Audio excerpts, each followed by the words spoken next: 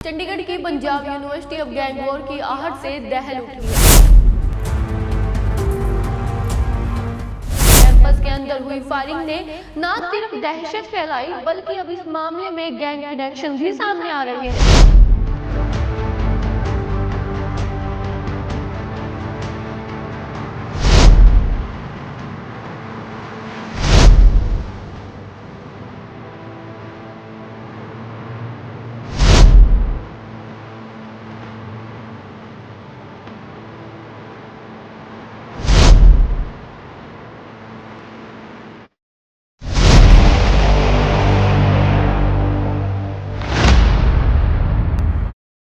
चंडीगढ़ की पंजाब यूनिवर्सिटी अब gang war की आहट से दहल उठी है। कैंपस के अंदर हुई फायरिंग ने न सिर्फ दहशत फैलाई बल्कि अब इस मामले में गैंग कनेक्शन भी सामने आ रहे हैं। सोशल मीडिया पर वायरल पोस्ट ने पूरे मामले को और गंभीर बना दिया है। मामला पंजाब यूनिवर्सिटी के बोटनी विभाग के सामने पार्किंग एरिया का है, जहाँ कुछ युवक स्कूटी पर सवार होकर पहुंचे और अचानक फायरिंग शुरू कर दी।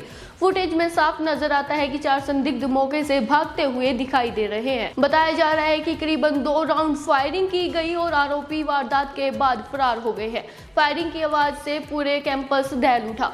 छात्रों में अफरा तफरी मच गई। हालांकि राहत की बात यह रही कि इस घटना में कोई भी घायल नहीं हुआ है, लेकिन सोपू के छात्र नेता जसदीप सिंह जवंधा पर फायरिंग की गई थी। अब इस मामले में सबसे बड़ा खुलासा सोशल मीडिया पर वायरल पोस्ट से हुआ है। इस पोस्ट में बम्बिहा गैंग से जुड़े गैंगस्टर डोनील बल और शगनप्रीत सिंह ने दावा किया है कि यूनिवर्सिटी में जिस छात्र को निशाना बनाया गया है वह लॉरेंस बिश्नोई गैंग से जुड़ा हुआ था, इस वजह से उस पर फायरिंग की गई। पोस्ट में ये भी चेतावनी दी गई है कि इस बार वह बच गया, लेकिन अगली बार ऐसा नहीं होगा। साथ ही कुछ गैंग्स के नाम लेकर उनके साथ जुड़ने वालों पर भी गंभीर अंजाम भुगतने की धमकी दी है। पोस्ट के अंत में पंजाबी गायक सिद्धू मूसेवाले का जिक्र करते हुए रेस्ट इन पीस लिखा गया है। मोहाली के राणा बल्ला चोरी हत्याकांड में भी डोनील बल और शगनप्रीत को मास्टरमाइंड माना गया था। विक्की मिंडू खेड़ा हत्याकांड में भी शगनप्रीत का नाम सामने आया था। अब वो विदेश में बैठा है और वहीं से अपनी गैंग चला रहा है। घटना के बाद चंडीगढ़ पुलिस पूरी तरह अलर्ट है। शहर भर में नाकाबंदी कर दी गई है, सर्च ऑपरेशन तेज कर दिए हैं और खुफिया एजेंसी भी जांच में जुटी है। पुलिस अब इस मामले में गैंग वॉर एंगल से जोड़कर गहराई से जांच कर रही है।